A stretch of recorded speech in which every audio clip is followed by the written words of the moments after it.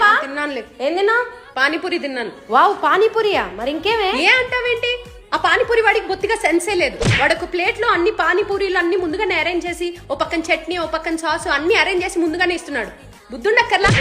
పానీపూరీల్ని gloves వేసుకొని serve చేస్తున్నాడు. ఆడు అసలు మనిషేనా? చేతులతో నీళ్ళలో ముంచి ఇస్తేనే కదా ఆ టేస్ట్ అది బాగుండు, ఉప్పదనం అది తగిలి బాగుండేది. అసలు కొంచెం కూడా సెన్స్ లేదు. ఎక్కడి నుంచి వస్తారో వీళ్ళందరూ. పానీ పెట్టే కొండ ఉంటుంది చూడు, దాని మీద 24 గంటలు ప్లేట్ పెడుతున్నాడు. రోడ్డు మీద ఉన్న డస్ట్ అవన్నీ జమయ్య పానీలో కలిస్తేనే కదా టేస్ట్ బాగుండేది. క్షమించరా నేరం ఏం చేస్తున్నాడు తెలుసా వాడు? అడగకుండానే ప్యాజ్ వేసేస్తున్నాడు. ప్యాజ్ అంటే? అదే ప్యాజ్ అంటే ఉల్లిపాయలమ్మా. మనం భయ్యతోడ ప్యాజ్ డాలో అని వాడిని అడుక్కోవాలి కదా, అప్పుడే కదా అసలైన మజా వచ్చేది. ఒక విషయం ఫ్రాంక్ గా అడుగుతాను, నువ్వు చెప్పు. మనం పానీపూరి తిన్నాక ఏం తాగుతాం? బిందెలో ఉండే ట్యాప్ వాటర్ కదా తాగుతాం, దాంతోనే చేతులు కూడా కడుక్కుంటాం కదా. వీడు ఏం చేశాడు అనుకున్నా? బిస్లరీ వాటర్ క్యాన్ పెట్టాడు అక్కడ. నేను చెప్పా, బాబు ఇలాగైతే నీ బిజినెస్ సాగదు బాబు అని చెప్పా క్లియర్ గా. వాడు పానీపూరి చేసేవాడికి బేసిక్ లక్షణాలు ఉండాలి. ఓ చీదుకోవడం, ముక్కు తుడుచుకోవడం, గోక్కోవడం ఇవన్నీ ఉండాలి కదా.